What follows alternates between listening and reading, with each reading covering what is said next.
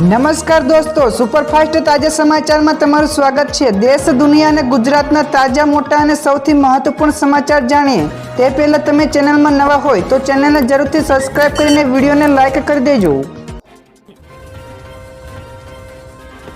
સૌથી પહેલા દોસ્તો આપણે વાત કરીએ તો અંબાલાલ પટેલની મોટી આગાહી તો વરસાદ ભૂકા બોલાવશે। જ્યાં દોસ્તો આગાહીકાર અંબાલાલ પટેલ દ્વારા વધુ એક આગાહી કરવામાં આવી છે, જે અનુસાર 28 માર્ચથી નવા વેસ્ટર્ન ડિસ્ટર્બન્સના કારણે ગુજરાતમાં વાતાવરણમાં પલટો આવવાની આગાહી કરી છે।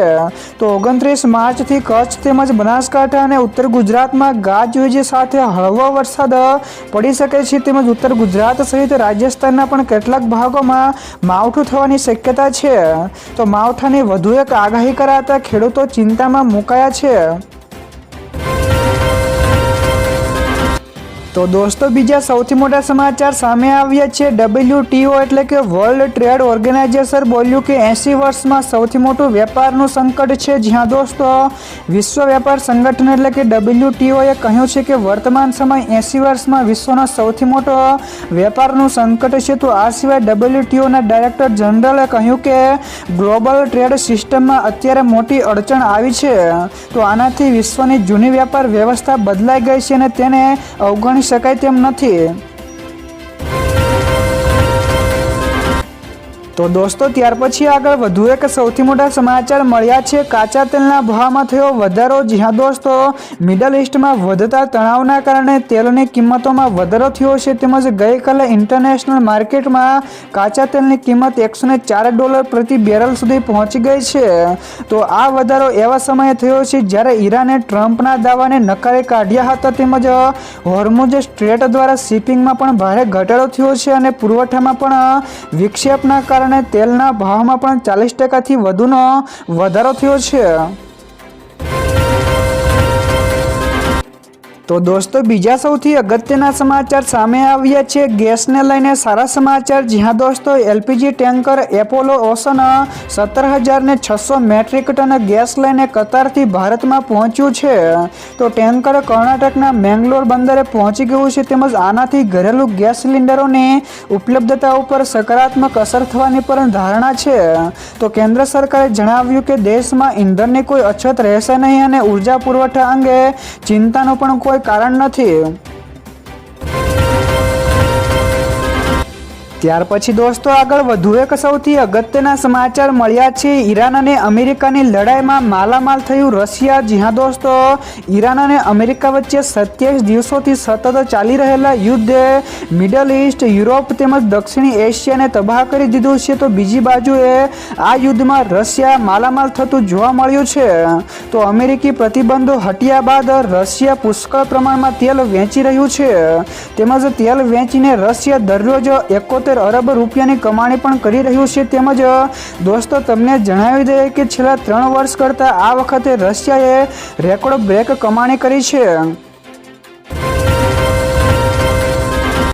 ત્યારબાદ દોસ્તો ફટાફટ આગળના બીજા સમાચારની વાત કરવામાં આવે તો રશિયાએ આપ્યા ભારતને ઝટકા। જ્યાં દોસ્તો મિડલ ઈસ્ટમાં ઈરાન અને અમેરિકાના તણાવ તેમજ હોર્મુઝ સ્ટ્રેટ બંધ થવાથી વૈશ્વિક એનર્જી સપ્લાય ખોરવાઈ ગઈ છે। તો આ સંકટ વચ્ચે ભારતના મિત્ર રશિયાએ પણ 2 મોટા ઝટકા આપ્યા છે। તો રશિયાએ ખાતરની નિકાસ ઉપર 21 માર્ચથી 21 એપ્રિલ સુધી પ્રતિબંધ મૂક્યો છે અને ભારતને ક્રૂડ ઓઇલ ઉપર મળતી રાહત પણ નાબૂદ કરી દીધી છે।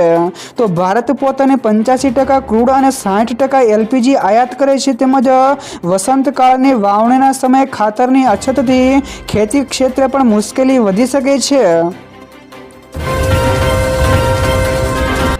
તો દોસ્તો બીજા સૌથી મહત્વપૂર્ણ સમાચાર સામે આવ્યા છે। તમામ રાજ્યોના મુખ્યમંત્રી સાથે બેઠક કરશે PM મોદી। જ્યાં દોસ્તો મિડલ ઈસ્ટમાં ચાલી રહેલા યુદ્ધ વચ્ચે PM મોદી આજે દેશના તમામ મુખ્યમંત્રીઓ સાથે મહત્વપૂર્ણ બેઠક કરશે, જે સાંજે 6:30 એટલે કે 6:30 વાગ્યે વિડીયો કોન્ફરન્સિંગ દ્વારા યોજાનારી આ બેઠકમાં યુદ્ધના કારણે સર્જાયેલા તેલ, ગેસ સંકટ, અફવાઓ તેમજ સંગ્રહખોરોને રોકવા અંગેની વિચાર તેમજ વિમર્શ કરવામાં આવશે। તો ગુજરાત સહિત અનેક રાજ્યોમાં પેટ્રોલ પંપો ઉપર લાંબી કતારો પણ જોવા મળી રહી છે। તો દોસ્તો ત્યાર પછી આગળ વધુ એક સૌથી મહત્વપૂર્ણ સમાચાર, યુદ્ધ વચ્ચે ભારતનો મોટો ખેલ, જ્યાં દોસ્તો ભારતની તેલ રિફાઇનરી કંપનીઓ હવે રૂપિયામાં ચૂકવણી કરીને સમગ્ર દુનિયાને ચોંકાવી દીધી છે. તો બ્લૂમબર્ગના રિપોર્ટ્સ અનુસાર મિડલ ઇસ્ટની પરિસ્થિતિઓને ધ્યાને રાખીને ભારતે ડોલરની જગ્યાએ રૂપિયામાં જ ખરીદી શરૂ કરી છે. તો આ પરિવર્તન ભૂ રાજકીય તણાવ અને યુએસ નીતિઓમાં પરિવર્તન વચ્ચે આવ્યું છે. તો દોસ્તો આ સિવાય તમને જણાવી દઈએ કે ભારત, ચીન અને રશિયા જેવા દેશોને ઈરાને પોતાના મિત્ર પણ ગણાવ્યા હતા. ત્યાર પછી દોસ્તો આ સિવાયના બીજા સમાચારની ઝડપથી વાત કરવામાં આવે તો કોંગ્રેસના સરકાર ઉપર આકરા પ્રહારો, જ્યાં દોસ્તો કોંગ્રેસના પ્રવક્તા ડોક્ટર મનીષ દોશીએ વિધાનસભામાં રજૂ થયેલા કેગ અહેવાલને ટાંકીને ભાજપ સરકાર ઉપર આકરા પ્રહારો કર્યા હતા. તેમજ કેગના અહેવાલ અનુસાર ગુજરાતનું જાહેર દેવું વધીને 3.80 લાખ કરોડ થયું છે. તો ગત વર્ષ કરતાં જાહેર દેવામાં 22,000 કરોડનો વધારો થયો છે. તેમજ રાજ્ય સરકારની બજાર લોન પણ 16,000 કરોડથી વધીને 3.11 લાખ કરોડ થઈ ગઈ છે. તો ડોક્ટર દોશીએ જણાવ્યું કે કેન્દ્ર સરકાર તરફથી વિવિધ યોજનાઓ માટે મળતા નાણાંમાં ઘટાડો થયો છે. તો દોસ્તો બીજા સૌથી મોટા સમાચાર સામે આવ્યા છે. 518 જેટલા બિન હથિયારધારી પીઆઈની બદલી થઈ છે. જ્યાં દોસ્તો સ્થાનિક સ્વરાજ્યની ચૂંટણીઓ પૂર્વે ગુજરાત પોલીસના મહેકમમાં મોટા ફેરફારો કરવામાં આવ્યા છે. તેમજ રાજ્ય પોલીસના વડા દ્વારા એક સાથે 518 જેટલા બિન હથિયારધારી પોલીસ ઇન્સ્પેક્ટરો એટલે કે પીઆઈની બદલીના આદેશો જારી કરાયા છે. તો નોંધપાત્ર છે કે જે અધિકારીઓ પ્રમોશન મળ્યા બાદ પણ છેલ્લા 13 મહિનાથી એક જ જગ્યાએ ફરજ બજાવતા હતા, તેમને હવે નવા પોસ્ટિંગ આપવામાં આવશે. તો દોસ્તો ત્યાર પછી આગળ વધુ એક સૌથી મોટા સમાચાર મળ્યા છે. યુદ્ધ વચ્ચે મોંઘવારીનો વધુ એક ઝટકો, જ્યાં દોસ્તો સામાન્ય વ્યક્તિના રોજબરોજના ઇલાજોના ઉપયોગમાં લેવાતી 1,000 કરતાં વધારે જરૂરી દવાના ભાવ 1 એપ્રિલથી વધી જશે. તો જેમાં તાવ, એન્ટીબાયોટિક્સ, એમેનિયા, વિટામિન્સ, મિનરલ્સ દવાઓ તેમજ સ્ટેરોઇડ્સની દવાઓમાં પણ આગામી 1 એપ્રિલથી મોંઘી થશે. તો કાચો માલ, પેકેજિંગ તેમજ એપીઆઈના ભાવમાં ભારે ઉછાળો આવતા દવાના ભાવમાં વધારો જોવા મળ્યો છે. તો આ વધારો દર વર્ષે નિયમિત રૂપે કરવામાં આવે છે.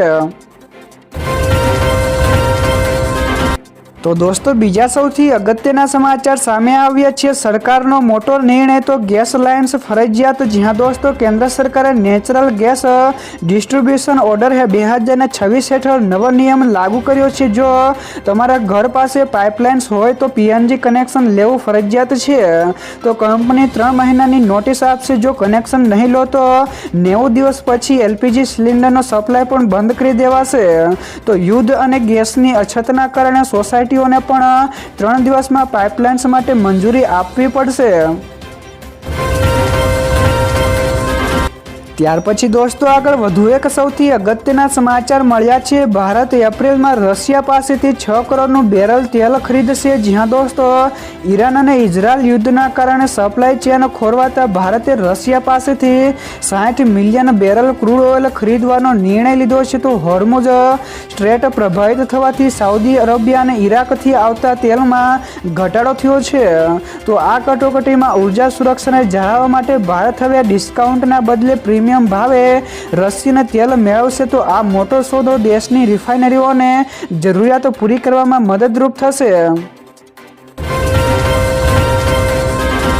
ત્યારબાદ દોસ્તો ફટાફટ આગળના બીજા સમાચારની વાત કરવામાં તો રાજ્યમાં ભારે પવન સાથે માવઠાના એંધાણો, જ્યાં દોસ્તો રાજ્યમાં ફરી એકવાર વાતાવરણમાં પલટો આવવાની શક્યતા છે. તો હવામાન વિભાગે 29 અને 30 માર્ચે રાજ્યના અનેક વિસ્તારોમાં કમોસમી વરસાદ તેમજ ભારે પવનની આગાહી કરી છે. તો વેસ્ટર્ન ડિસ્ટર્બન્સના કારણે બનાસકાંઠા, કચ્છ, પાટણ, સાબરકાંઠા, અરવલ્લી, મહીસાગર અને દાહોદ જિલ્લામાં માવઠાની સંભાવના છે. જ્યારે આ સાથે જ દરિયાકાંઠાના વિસ્તારોમાં તેજ પવન ફૂંકાવાની પણ શક્યતા છે. તો 29 માર્ચે માછીમારોને દરિયો ન ખેડવાની પણ સૂચનાઓ આપવામાં આવી છે. તો દોસ્તો બીજા સૌથી મહત્વપૂર્ણ સમાચાર સામે આવ્યા છે. ભારતીય મહિલાઓ બચતમાં આગળ છે તો રોકાણમાં પાછળ છે. જી હા દોસ્તો, ભારતીય મહિલાઓ પૈસા બચાવવામાં મોખરે છે પરંતુ રોકાણ એટલે કે ઇન્વેસ્ટમેન્ટમાં મામલામાં હજુ પણ પાછળ છે. તો 70% મહિલાઓ બચત કરે છે પરંતુ તેમાંથી માત્ર 40% જ શેર બજાર કે મ્યુચ્યુઅલ ફંડ જેવા આધુનિક વિકલ્પો પસંદ કરે છે. તો મોટાભાગની મહિલાઓ પોતાની આવકના 10%થી પણ ઓછું રોકાણ કરે છે પરંતુ પરંપરાગત રીતે એફડી તેમજ ગોલ્ડમાં પણ રોકાણનું પ્રમાણ વધારે છે. પરંતુ શેર બજારમાં જાગૃતિના અભાવે સરેરાશ ઘણી ઓછી છે.